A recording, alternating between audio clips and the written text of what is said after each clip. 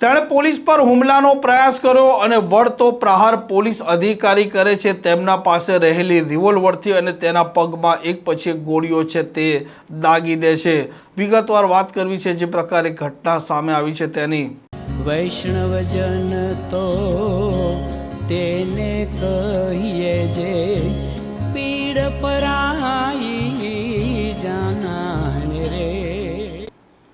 નમસ્કાર, આપ જોઈ રહ્યા છો નવજીવન ન્યૂઝ અને હું છું આપની સાથે તોફિક ગાંચી। ગુજરાતમાં ભૂતકાળમાં એવી ઘટનાઓ સામે આવી છે જેમાં પોલીસ છે તે આરોપીને ઘટના સ્થળે રિકન્સ્ટ્રક્શન પંચનામા માટે લઈ જતી હોય છે। તે સમયે આ ગુનેગાર છે, અસામાજિક તત્વો છે તે બેફામ અને હિંસક બને છે અને પોલીસ પર હુમલાનો પ્રયાસ કરે છે અને આવી સ્થિતિમાં પોલીસ છે તે વળતો પ્રહાર કરે છે અને તેમના પાસે જે રહેલી રિવોલ્વર હોય છે તેનાથી આરોપી છે તેને રોકવાનો પ્રયાસ કરે છે અને તેના પગમાં ગોળીઓ પણ અનેક આ ગુનેગારો છે તેમને વાગી ચૂકી છે। અને સુરતમાં વધુ એક ઘટના આવી સામે આવી છે જેમાં વરાછા વિસ્તારમાં લાખો રૂપિયાની લૂંટ જે બંદૂકની અણીએ થઈ હતી અને તેના આરોપીઓ ઉત્તર પ્રદેશ ભાગી ગયા હતા। આરોપીઓને શોધવા માટે સુરત ક્રાઇમ બ્રાન્ચે અનેક સીસીટીવી તપાસ્યા હતા, બાતમીદારોને પણ કામે લગાવ્યા હતા અને અંતે આરોપીઓ છે તે ઉત્તર પ્રદેશથી મળી આવે છે, તેમને સુરત લાવવામાં આવે છે।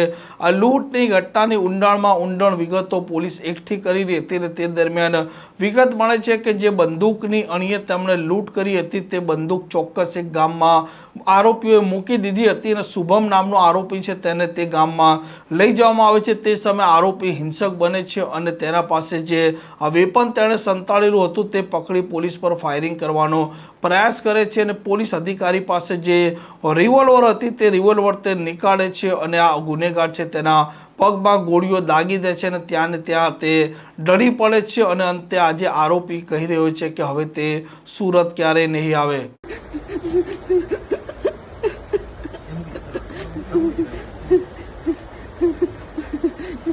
આમ ગુનેગાર ગમે એટલો હોશિયાર અને ચાલાક હોય પરંતુ જ્યારે તે ગુનો કરતો હોય છે અને ગુનો કર્યા બાદ પોલીસ છે તે ઊંડાણમાં ઊંડાણ વિગતો એકઠી કરી ગુનેગાર છે તેના સુધી પહોંચી જતી હોય છે અને આવી જ રીતે આ સુરતમાં વરાછા વિસ્તારમાં જે પ્રકારે એસબીઆઈની બેંકમાં લૂંટ થઈ હતી આ લૂંટના આરોપીઓ છે તેમને પોલીસ પકડી લાવી છે, પરંતુ તેમાં ચોંકાવનારી વિગત એ છે કે તેનું જે પ્રકારે આ લૂંટનું પ્લાનિંગ થયું હતું તે બિહારની જેલમાંથી થયું હતું અને આરોપીઓ એકબીજાને ઓળખતા પણ નહોતા, તો માસ્ટર માઇન્ડે કેવી રીતે આ વિગતો એકઠી કરી હશે।